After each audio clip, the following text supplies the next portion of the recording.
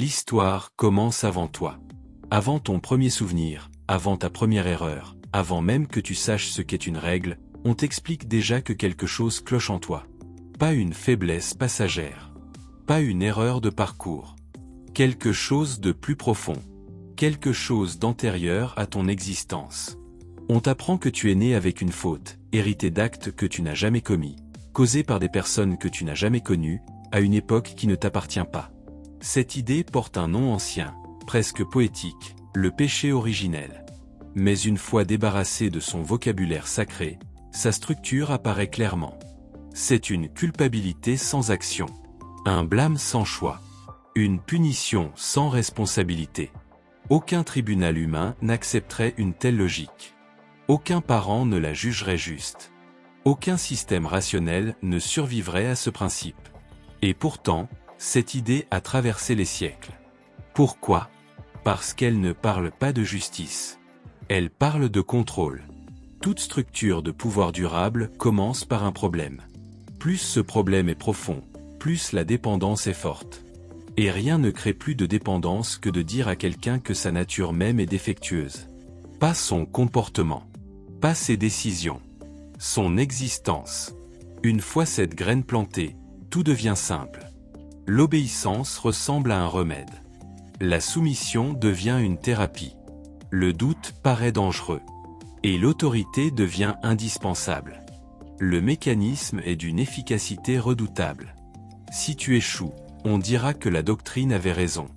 Si tu réussis, on t'expliquera que ce n'était pas vraiment toi. Si tu questionnes, ce questionnement devient la preuve que quelque chose ne va toujours pas en toi. Face, il gagne. Pile, tu confirmes encore plus fort. Ce n'est pas un hasard si cette idée s'installe si tôt. On parle de honte à des enfants avant qu'ils comprennent le désir. De culpabilité avant qu'ils comprennent la faute. De pureté avant même qu'ils sachent ce que signifie être impur. Les croyances implantées avant la raison s'enracinent dans l'identité. Et quand la culpabilité devient une identité, le contrôle devient presque automatique. À ce stade, plus besoin de chaînes. Les gens se surveillent eux-mêmes. Plus besoin de menaces. La peur est déjà intérieure. Plus besoin de preuves. Le doute ressemble à un péché. Et surtout, le problème ne disparaît jamais. Le péché originel ne se guérit pas. Il se gère. Régulièrement. Par des rituels. Des confessions. Des prières. Des dons. Du silence. Une présence constante. Un abonnement parfait. Imagine un médecin qui te dirait « Tu es malade depuis la naissance. Tu ne guériras jamais complètement. Mais si tu arrêtes de venir me voir, tu mourras. » On n'appellerait pas ça de la médecine. On appellerait ça de l'extorsion. Et pourtant, ce système a tenu. Non parce qu'il est cohérent, mais parce qu'il est utile. Regarde la logique de près. Un être parfait crée l'humanité. Cette humanité naît brisée. Cette brisure offense le Créateur.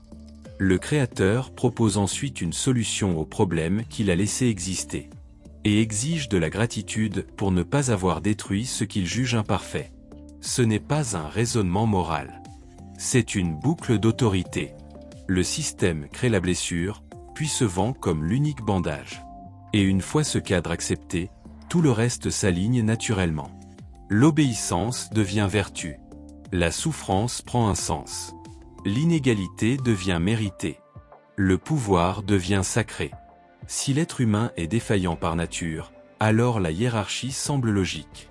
Certains dirigent. D'autres obéissent. Certains interprètent. D'autres se repentent. Et ceux qui prétendent détenir un accès privilégié au remède se placent au-dessus de toute remise en question. Les interroger ne devient plus un acte critique, mais une résistance à la guérison. Voilà le cœur du mécanisme. Le péché originel ne décrit pas les failles humaines. Il les transforme en dettes morales. Les impulsions naturelles deviennent des tentations. La curiosité devient un danger. Le désir devient corruption. Le doute devient rébellion. Et une fois que le comportement humain ordinaire est présenté comme fautif, la surveillance devient sacrée. Pourtant, le message pourrait être différent. On pourrait dire, Tu n'es incomplet. Tu apprends. Tu évolues. Comme tout le monde. Mais incomplet n'appelle pas l'autorité. Incomplet n'exige pas la soumission. Incomplet se répare par l'apprentissage, pas par la peur. Dire que tu es dans le tort est plus lourd que dire que tu es en devenir. Le tort appelle la correction. Le mal appelle le jugement. Et le jugement nourrit les structures permanentes. Si le problème était éducatif, on pourrait apprendre. S'il était social, on pourrait le résoudre ensemble. Mais s'il est présenté comme métaphysique, gravé dans l'âme, alors seules les institutions peuvent y toucher. Ce n'est pas de la théologie. C'est de l'infrastructure. Et c'est pour cela que cette croyance s'adapte à tout. Au roi comme aux paysans. À la famine comme à la richesse. Elle justifie la domination comme la soumission. Elle apaise les puissants et discipline les autres. Quand la souffrance arrive, la réponse est prête. Tu le mérites. Le monde est tombé. Fais confiance au système. Attends une autre vie. Aucune enquête n'est nécessaire. Aucune remise en question n'est permise. Et pourtant, une vérité simple demeure, souvent étouffée.